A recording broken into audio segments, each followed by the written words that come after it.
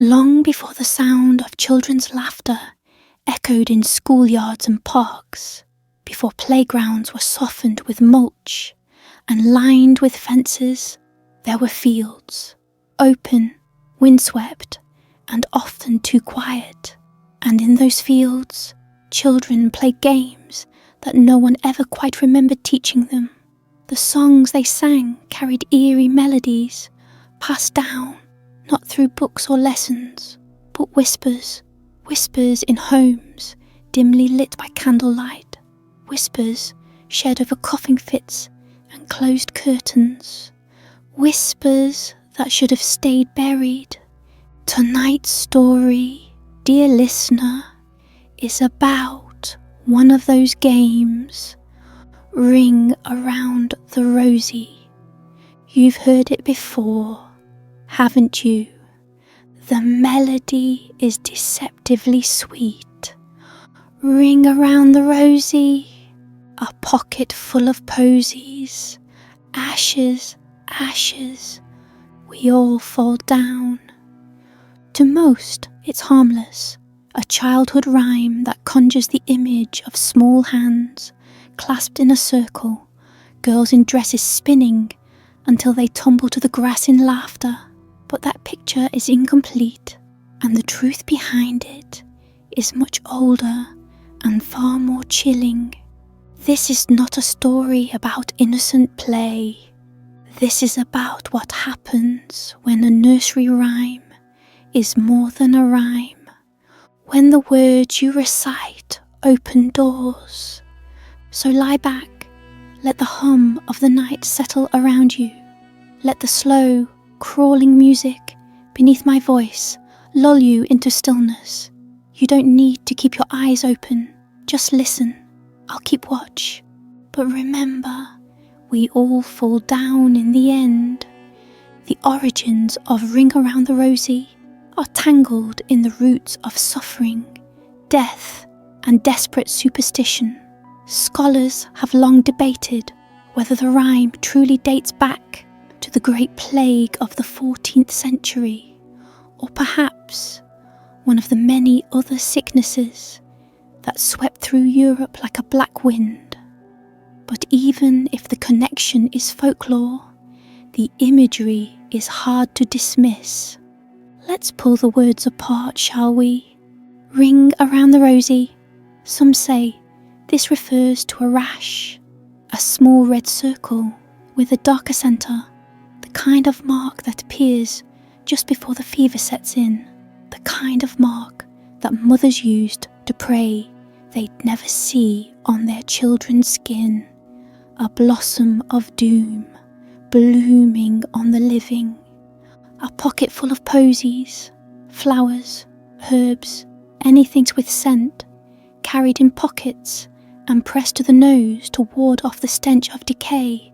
People believed the sweet smell would protect them from death, but the posies always wilted, just like the ones who held them. Ashes, ashes, bodies burned in piles, the only way to stop the spread. The air choked with smoke, and something worse, the scent of charred skin, of finality. We all fall down. There is no mistaking this one.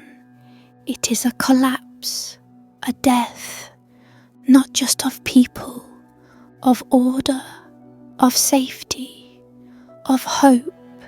And yet, children still sing it, still dance to it. Why? Maybe because no one remembers what the rhyme meant. Or maybe, just maybe, it remembers them. Perhaps these songs are traps, vessels, keeping something alive, something that should have died long ago. This is the tale of a small town named Ashval, not a place you'll find on maps, not anymore. It was swallowed up decades ago by trees, wind, and the silence of disuse. No road leads there now, no lights burn at night, but Ashval once thrived, just a humble place with cobbled streets, a wooden church, and a playground behind the schoolhouse, a place with families and laughter and a peculiar tradition that no one could quite explain. In Ashval, children didn't just play Ring Around the Rosie. They played it every year, every May 13th at dusk. It was called the Rosie Circle, a local event where children were gathered in the field behind the chapel.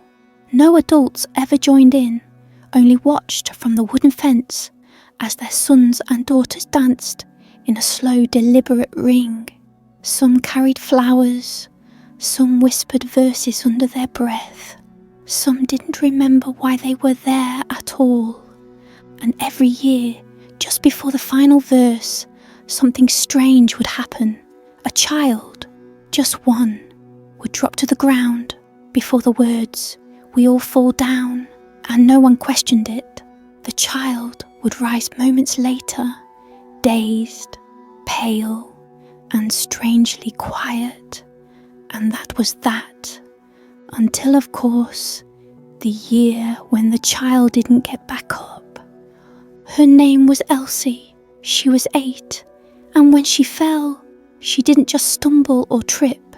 She collapsed, her eyes open wide, lips parting in a silent scream, her fingers curled like they were trying to grasp something. The other children kept holding hands, their circle unbroken. They sang the final line over her still form. The adults rushed in after the verse ended, but by then it was too late. Elsie was gone, and none of the other children would speak of it.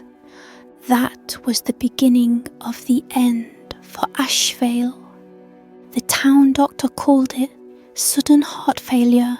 The pastor called it divine will. But late at night, mothers would gather behind closed doors, holding their sleeping children too tightly, whispering words in old tongues. One family left town the next day, then another. Within a year, the school had shut its doors, and the church windows were boarded up. And by the second year, after Elsie's death, the entire town was gone. No one visits Ashvale now, but the game remains. Sometimes, when the wind is high and the moon is full, people say they've heard singing in the woods near where the town once stood, faint at first, like it's coming from underground. Ring around the Rosie, a melody that doesn't age, that doesn't forget, and if you listen long enough, they say you'll hear the sound of children's feet, soft against dirt, running, chasing, dancing, but always ending with a fall. Tonight we will go back, not in body, but in story, to find out what happened in Ashvale, to learn who or what called the children to the circle, and why it demanded more. So close your eyes, breathe slow. You're safe for now, but not everything that falls stays down. The woods had grown thick over what was once the main road into Ash Valley. What remained of the path was little more than an indentation in the earth, partially hidden beneath thickets of ivy and creeping moss. Trees, impossibly tall and knotted, lined either side like sentinels, their bark scorched in places where lightning had once struck, or where fire had once tried to cleanse something older than memory. No one had willingly set foot here in decades, but now someone was coming back. Her name was Marla, 28 years old, a school teacher from 2 towns over. Her connection to Ashval was one she had only recently uncovered in the back of a long-forgotten family trunk. Among brittle letters and yellowed photographs was a news clipping from 1962. Child dies during traditional game in Ashvale. In shaky handwriting beneath the headline, someone had circled the name Elsie Pritchard, Marla's great aunt.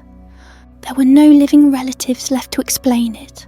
Her mother, quiet and pale in her final days, had once told Marla they came from somewhere that doesn't exist anymore.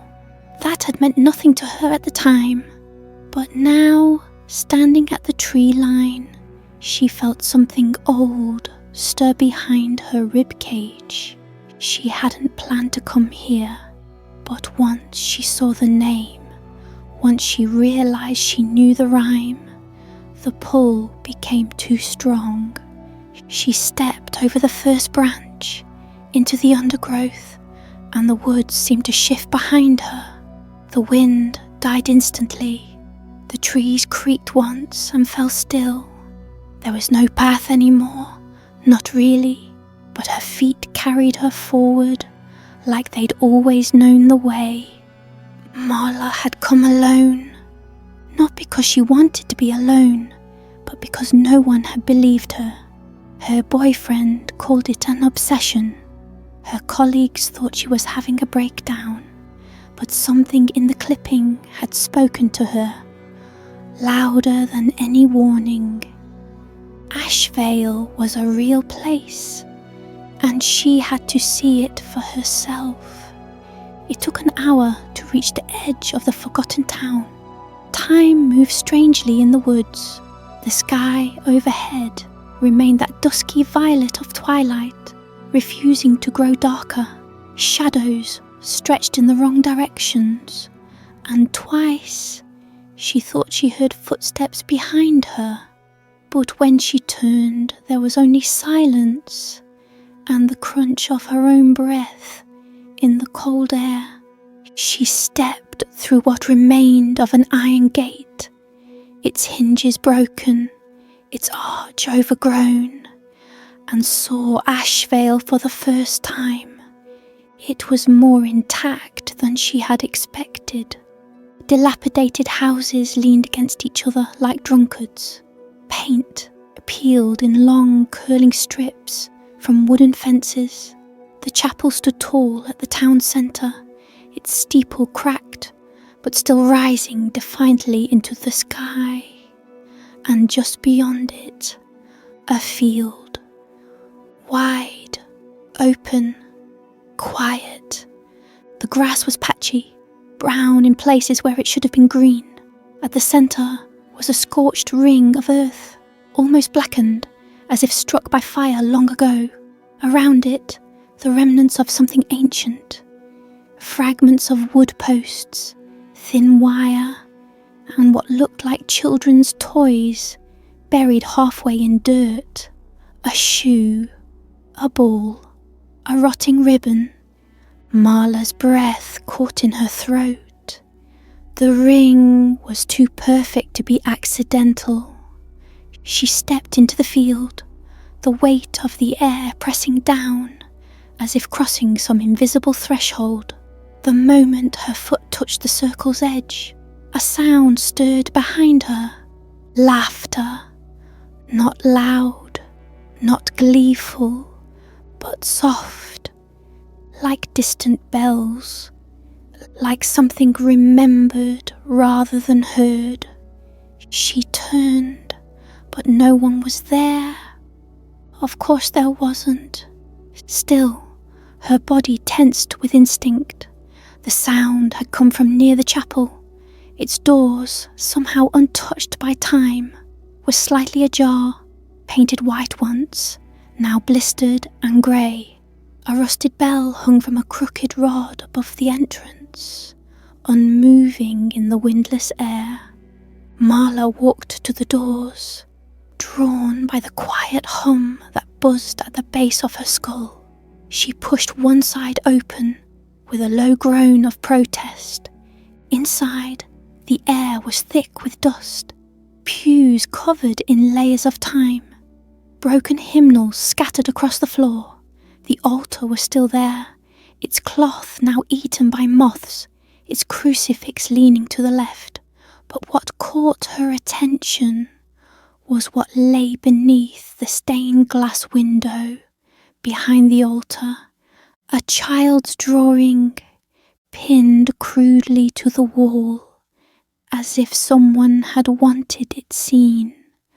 The crayon image showed 6 figures holding hands in a circle. Red lines surrounded their faces, crudely drawn. Below, written in shaky print, "Ring around the Rosie." The 6th figure had no face.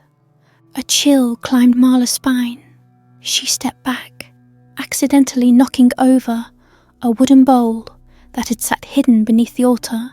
It clattered loudly, spinning on its edge before rolling to a stop.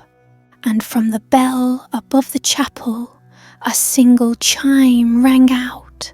She froze. Then another sound, this time from the field. Voices, children's voices, ring around the Rosie.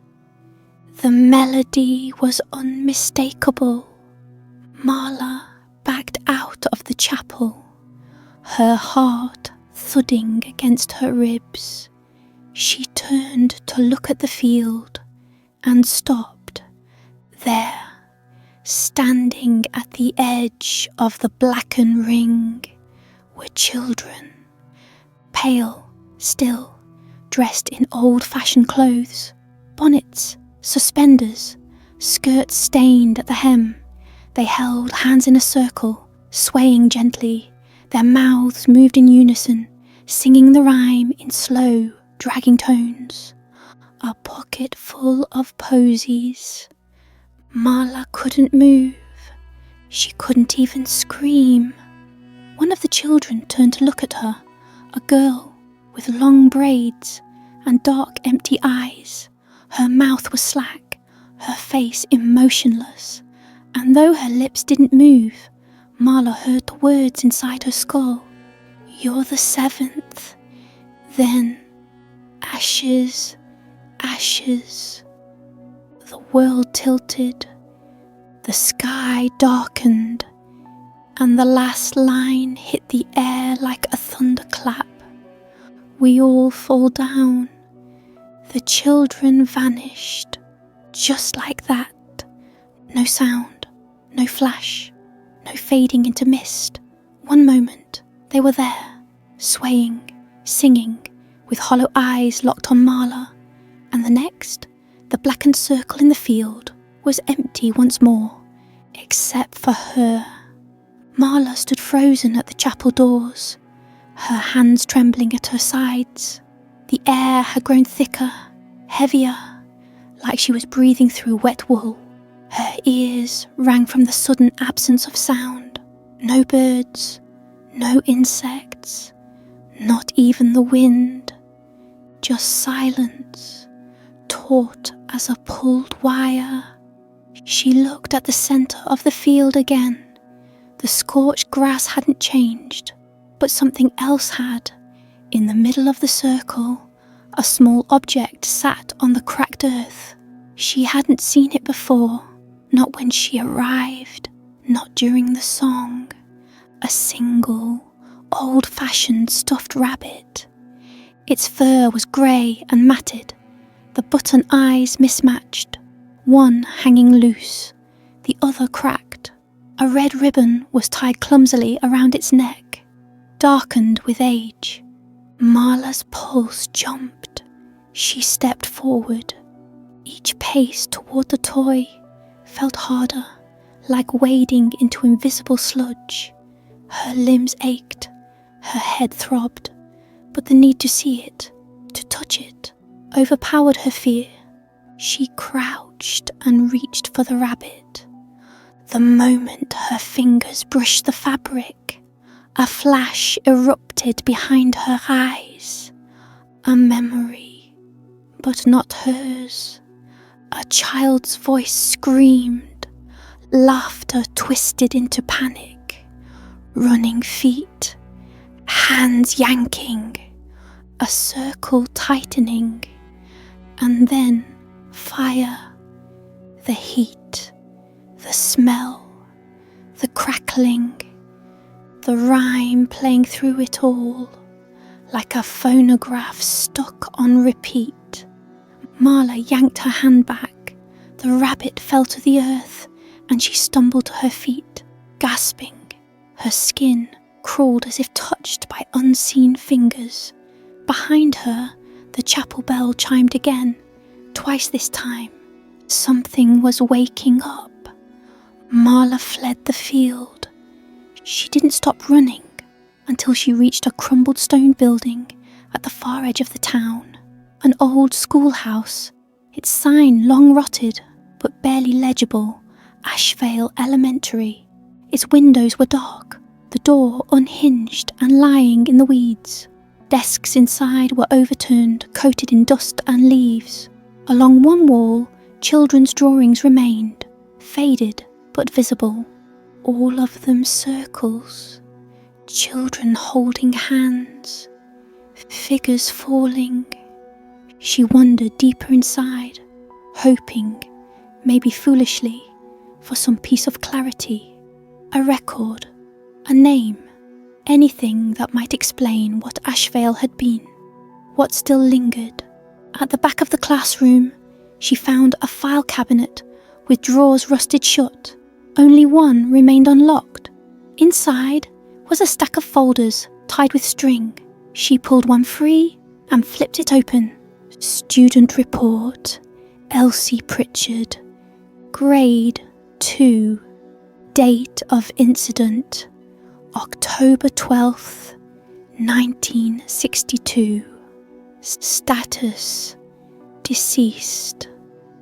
Below was a typed account from a teacher. Elsie collapsed during recess. Children were playing Ring Around the Rosie. No signs of illness prior. Paramedics were delayed. Fire blocked the north road. Her skin was burned as if from within. Marla's stomach turned. She flipped to the next page. A second report. Different child. Same game. Same strange cause of death. A total of 6 files. 6 children. All died within a span of weeks. 1 every Saturday. All while playing the same game. And then nothing. No follow-up. No investigation. No press. Just a note scribbled at the bottom of the final page. We closed the school, burned the circle, buried the 7th. Her breath caught. The 7th. She remembered the faceless figure in the child's crayon drawing. The girl's whisper in the field. You're the 7th. Why her? Why now? She looked up and froze. Someone was standing at the doorway. Not a child. A man. Tall, thin, dressed in black, with a brimmed hat shadowing his face. He said nothing, didn't move, but she could feel his eyes on her, boring through her like drills. The same ringing from earlier returned, louder now. Her vision blurred around the edges. Who are you? She whispered, voice catching. The man didn't answer. He stepped back into the hall. She rushed to follow, but he was gone. Only silence remained, and the faint echo of a lullaby, not sung, not played, just remembered. Outside, dusk had deepened, though the sun had not moved. The shadows were longer, the sky more bruised. Marla clutched a folder to her chest and ran back toward the chapel, hoping to find some anchor to reality. But the chapel doors were closed now. Not ajar, not broken, closed, She reached for the handle and it opened on its own. Inside, the pews had been straightened. Candles flickered on every windowsill, though no one was there, and at the altar stood a little girl, not ghostly, not transparent, real. She wore a soiled white dress and held the stuffed rabbit in her arms. Her head tilted slowly as Marla entered. Her face was familiar, too familiar. Elsie. It had to be. "Why did you come back?" the girl asked, her voice like brittle paper. I never lived here," Marla stammered. "I'm not from Ashvale." The girl frowned. "But your blood is, and the circle remembers." Marla felt the floor tilt under her. "What happened to you?" she asked, her voice quieter now. The girl looked down at the rabbit. "We played the game, we sang the rhyme, and something came when we fell." A pause. "It promised us we'd never die if we let it in." Marla's skin prickled. What was it? The girl didn't answer. She began to hum, soft and low, "Ring around the Rosie," and as she did, the room began to fade. The walls melted into ash, the pews dissolved, the candles burned brighter, brighter, then black. Marla shut her eyes and screamed. When she opened them again, she was lying in the centre of the field, alone. The scorched circle now smouldered faintly beneath her. The rabbit was in her arms, and she wasn't sure if the girl or the chapel had ever been real.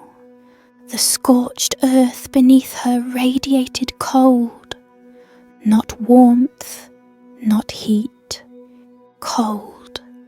Marla sat in the middle of the circle, clutching the matted rabbit in her lap like a talisman. The smell of smoke still clung to the air, but the sun hadn't shifted a single inch. In the sky, it remained trapped in permanent dusk, casting long lavender shadows that didn't quite match the direction of the light. She knew what that meant now. She was no longer in the Ashvale of the living. Not completely. The realization didn't come with panic. Not anymore. That feeling had calcified into something dull and permanent, a humming dread that lived beneath her skin. She rose slowly, brushing ash from her jeans. The rabbit dangled limply from her hand.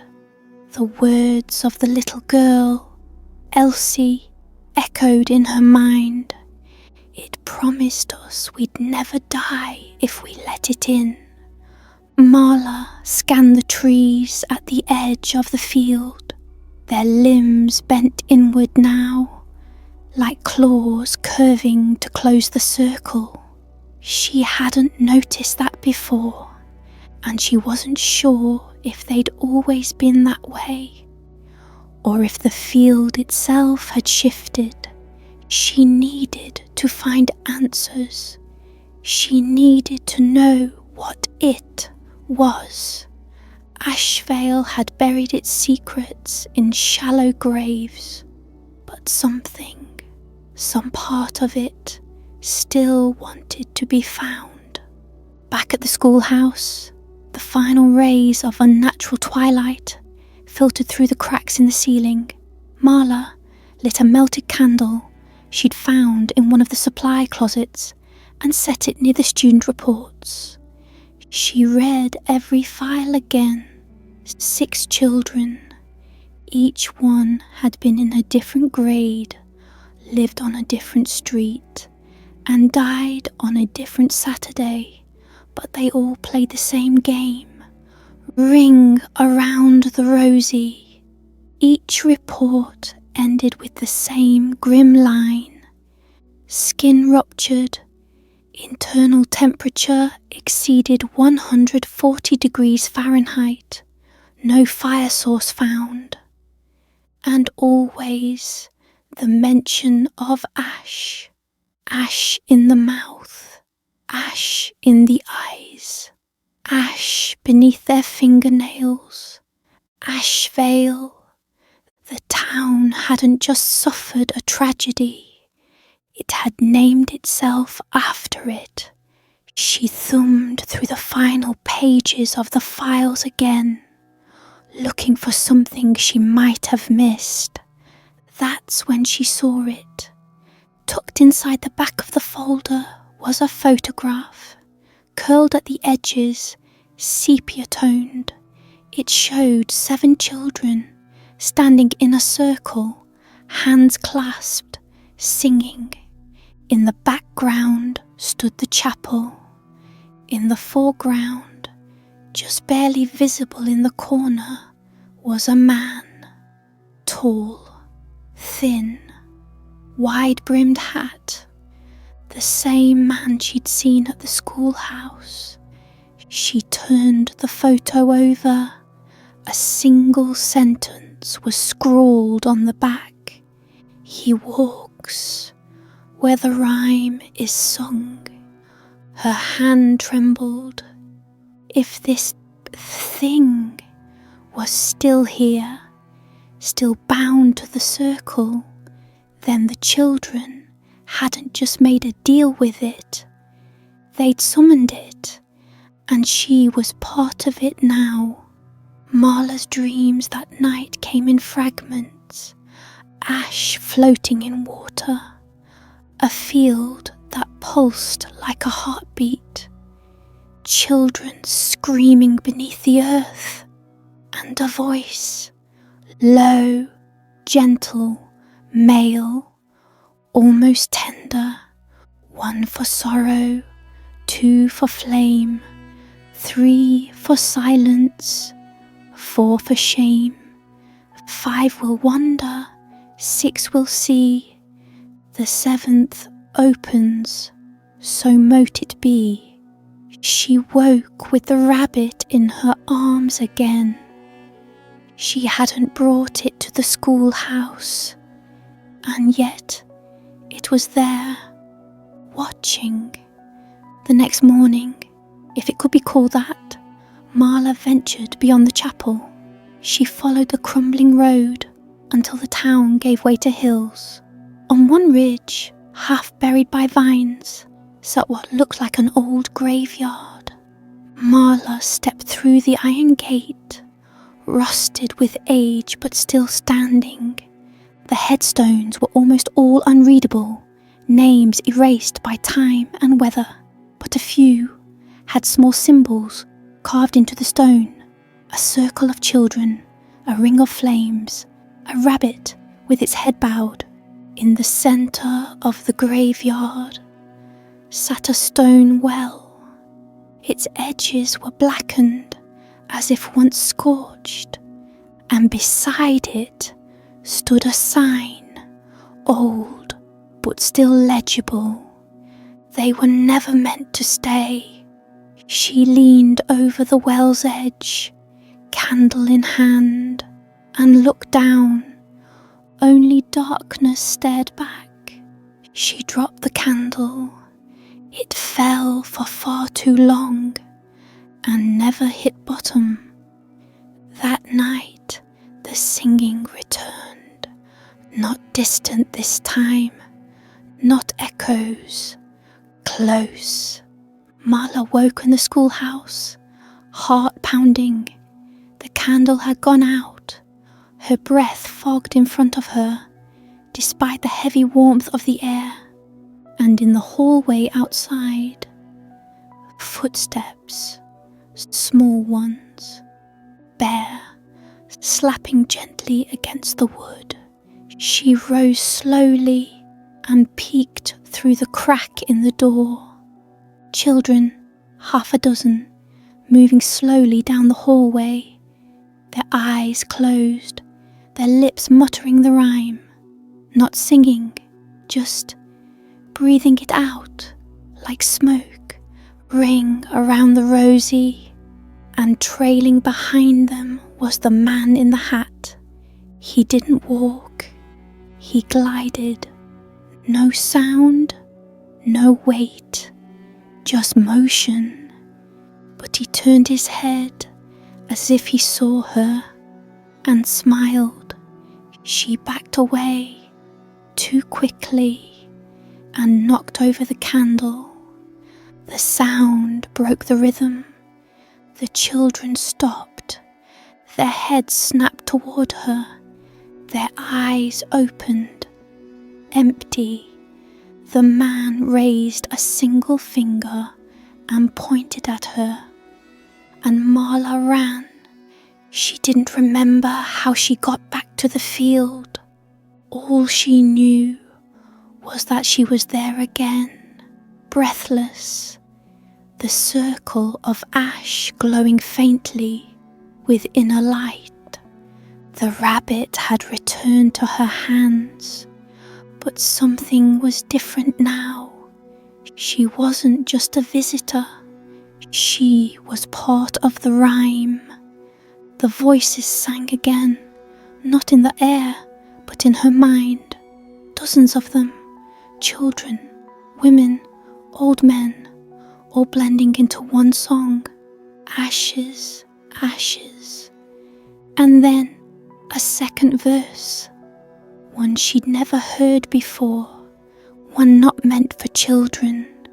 Rosie knows your given name. She calls it thrice and draws the flame. The fire feeds, the body breaks. You'll burn in sleep and never wake. The earth beneath her feet shivered. The sky darkened further, and one by one the children stepped from the trees, formless at first, then sharpening, their faces pale, sunken. Each held hands with the next, each stared straight ahead, and in the centre, guiding them toward her, Elsie.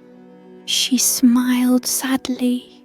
"You're the 7th," she whispered. Then the circle began again.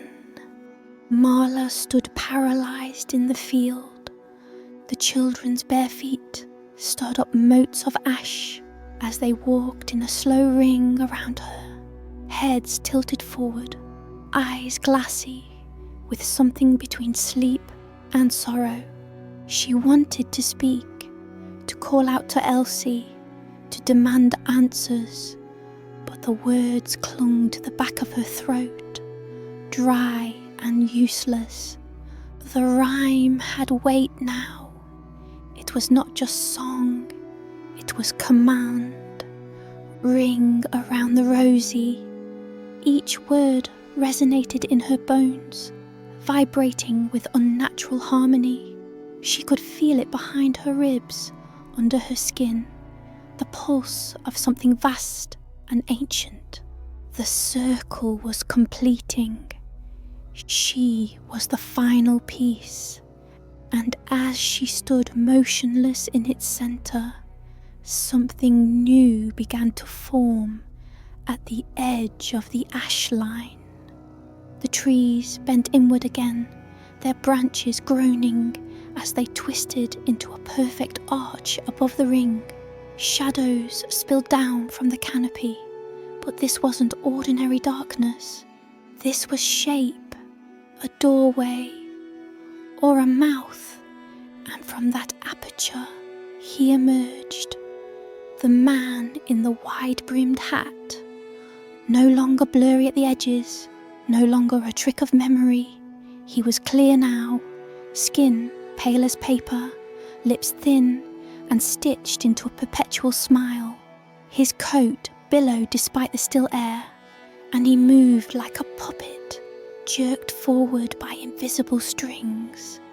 His eyes were the worst, not white, not black, but mirror flat, reflecting nothing, not even the glow of the circle. Marla took an involuntary step back. Elsie broke the chain of children and stepped forward. "He's here now," she whispered, as if proud. "We kept our promise. You did too." "I didn't promise anything," Marla said, her voice finally returning. Elsie tilted her head. "You stepped in the circle. That's the promise." The man raised one skeletal hand and pointed a single, ivory white finger at Marla.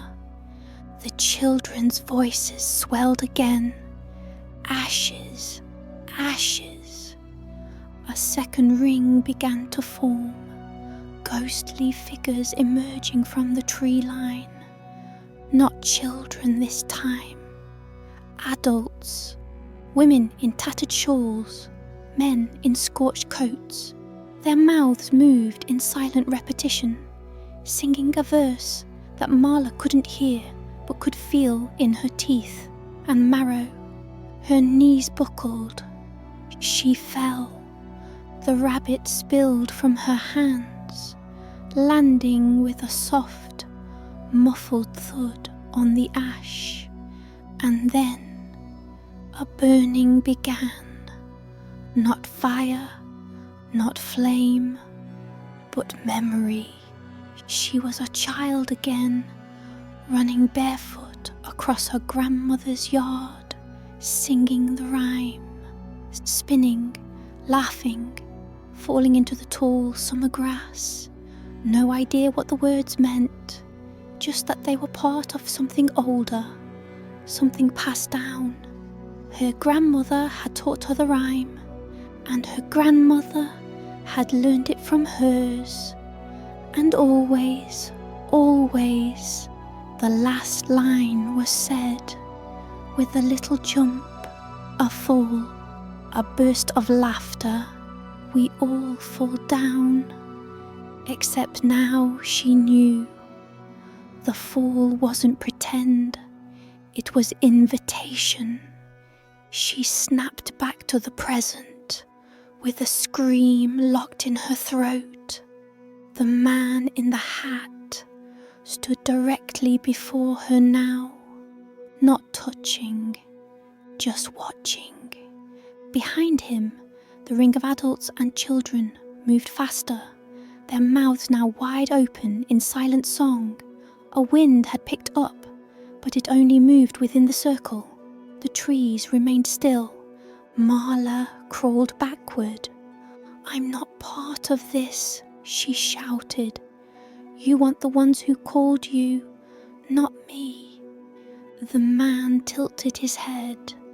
His stitched smile stretched wider, splitting the corners of his mouth. Elsie stepped beside him. "He doesn't want the ones who called him," she said softly. "He wants the ones who see him." Marla froze. The memories, the schoolhouse, the graveyard, the photograph, the well. She'd uncovered it all. She'd seen too much. That was the rule. That had always been the rule. The rhyme wasn't a summoning, it was a binding. It chose the seventh, the witness, to carry that memory forward, to burn it into the bloodline, to pass it on again and again, until the rhyme became truth once more. The wind screamed, the circle shrank, and Marla felt her body lift from the earth, not by hands, not by force, but by expectation, like a puppet whose strings had been tugged. She hovered above the centre of the ash ring, arms slack at her sides, eyes wide. The children all stopped. The adults bowed their heads. The man in the hat raised both hands and clapped once. The sound echoed like a thunderclap across the field, and then silence. Marla's body lowered gently to the ground. Smoke spilled from her nose, her mouth, her eyes. She didn't scream, couldn't. She was beyond pain now.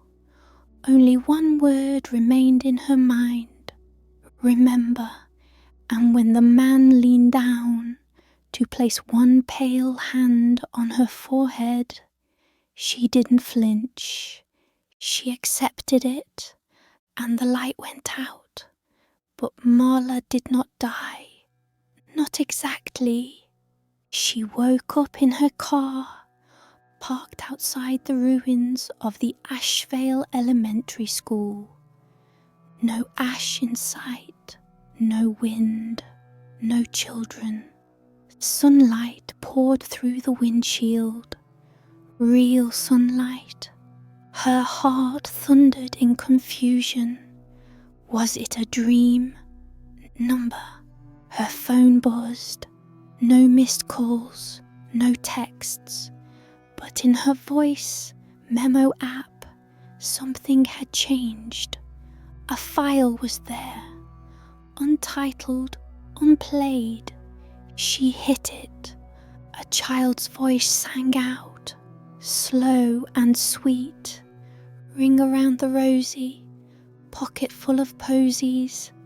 Ashes, ashes. And then a new verse. The 7th saw the burning sky. She watched the circle close and die. Her breath was flame, her words were sin. And now the rhyme begins again. Marla dropped the phone. It kept playing. Marla didn't go home. She didn't call anyone. She just drove, on instinct, away from Ashvale, away from the school, down long stretches of highway where trees leaned close but didn't whisper, where shadows stretched but didn't beckon. But no matter how far she went, the song stayed with her. It played when the car was off. It whispered from her vents. It hummed from beneath her pillow when she tried to sleep in a roadside motel. Even worse, children had begun to notice her in gas stations, in diners, in passing cars. They turn their heads in perfect silence and watch her, unblinking, unmoving, until their parents tug their sleeves or snap them back to attention. Then they'd return to normal, as if nothing had happened, as if a part of them had recognized something ancient, now sitting behind Marla's eyes. And Marla, she began to change. She stopped eating, not from fear, from lack of need.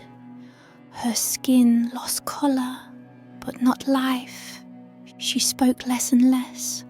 Words felt heavier now, like they had weight beyond sound, like every sentence held meaning that could ripple outward and do something. By the 5th day, she understood. She had become the 7th, the keeper of the verse, the only one left to pass it on. But she didn't want to. She wouldn't. Not after what she'd seen. Not after what she'd been made to endure. And so she drove back to Ashvale. The town was different. Not changed physically, but emptied. The gas station was abandoned, windows boarded. The school's ruins looked newer somehow, as if the fire had only recently burned it. Grass had not grown back. The field behind it was ashen, barren, flat. There was no wind. Not even the birds sang. Marla parked and stepped into the field, rabbit still in hand. The stuffed toy hadn't burned. It hadn't aged. It looked exactly as it had before, unwilling to decay. A relic, a totem. She walked to the center of the circle. There was no one there now. Not Elsie, not the man in the hat, not the children. Only the memory of motion, thick in the air like fog. She spoke aloud for the first time in days. I'm not passing it on. Nothing responded, so she shouted, You picked wrong. I'm not like the others. Still, nothing. Only the silence of scorched earth. She dropped the rabbit and turned to leave. But the moment she stepped beyond the circle's invisible boundary, the wind returned, and with it, a voice.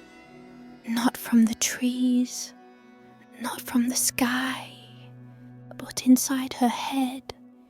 We all fall down. She fell to her knees. The field trembled. Ash rose in spirals, forming the faintest outline of a circle around her. The rhyme repeated, echoing across her bones. But this time it was asking, not commanding. It wanted her to speak. She clamped her mouth shut. No, she said through her teeth, you don't get to use me. The ash thickened, forming figures, familiar ones. Her grandmother stood across the field, singing softly. Then her mother, then herself, younger, 5 years old, spinning in the backyard, each one singing the rhyme, their mouths moving in harmony, as if reenacting something Marla had never realized was embedded in her lineage. It had always been her. It had always been this. The seventh didn't choose. They were born. A sharp pain stabbed behind Marla's eyes. She screamed. The sky rippled above, turning grey, then black. The moon appeared far too large and bathed the field in cold silver light. The figures vanished, and in their place stood the man in the hat, closer than before. He raised his hand, but this time not in threat, in offering. A single note fell from his sleeve, drifting down like ash. It landed at Marla's feet. She picked it up. Old parchment, dry, fragile. It read, You may keep the song or give it to another, but the rhyme will live and the ash will smother. Speak it once, the burden stays. Speak it twice, a soul it pays. Speak it thrice, the gate swings wide, and in the smoke the children hide. Her fingers trembled. A test then, a choice. She could hold it within her forever, or dash. She could pass it to someone else, but not without cost. And if she spoke it 3 times, the door would open. She stood, faced the man. I won't give it to anyone, she said. But even as she spoke the words, her lips betrayed her. They twitched with rhythm, they ached for verse. The song had rooted itself deeper than thought, and in that moment she realized it wasn't about choosing someone. It was about being heard. That's all it needed, just once. Just one child to hear the verse from her lips, to carry it forward. And from behind her, a soft voice spoke. "Are you singing, miss?" She turned in horror. A girl stood on the edge of the field, alone, backpack on, shoes dirty, hair windblown. A modern child, eyes wide, and in her hand a stuffed rabbit, the same rabbit Marla had dropped. The girl looked up at Marla, clutching the rabbit close to her chest. She couldn't have been older than 8. Freckles danced across her cheeks. One shoelace was untied. Her eyes held no fear, only a strange calmness, the kind found in dreams just before they turn dark. "Did you sing that song?" she asked again, softer this time. Marla's breath caught. She backed away, shaking her head. Number I didn't say anything, but her mouth, it twitched, yearned. The song was pressing behind her teeth, curling under her tongue, pulling at her throat like a fishhook. It wanted out, not to hurt, not to scream, just to be heard, because that was its nature.